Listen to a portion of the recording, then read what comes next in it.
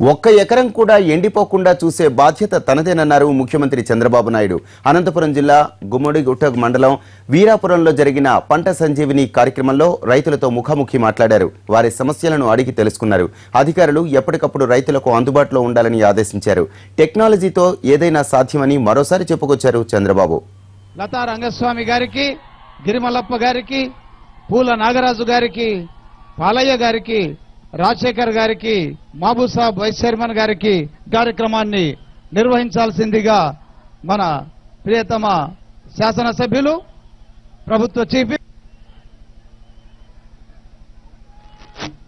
మొన్న పుష్కరాల్లో టెక్నాలజీ ఉపయోగించాను. ఆ టెక్నాలజీ ఉపయోగించి పెద్ద ఎత్తున పేదవాళ్ళకు కానీ వచ్చిన వాళ్ళకు కానీ ఇబ్బంది లేకుండా చేశాను. సీసీటీవీ కెమెరాలు పెట్టాను. ఆ కెమెరాల ద్వారా లా అండ్ ఆర్డర్ మెయింటైన్ చేశాం.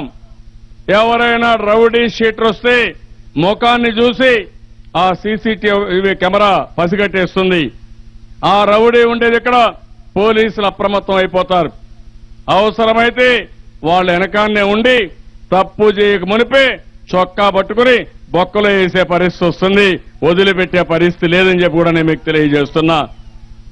రేపు ఎవరైనా మా ఆడబిడ్డల జోలుకు వస్తే ఖబర్దార్, జాగ్రత్తగా ఉండండి. కటకటాలు తప్ప వేరే మార్గం ఉండదు. ఫ్రీగా స్వేచ్ఛగా ఆడబిడ్డలు తిరిగే రోజు వస్తుంది. ఇంకో పక్కన నేను డిఎన్ఏ టెక్నాలజీ కూడా తీసుకొచ్చాను.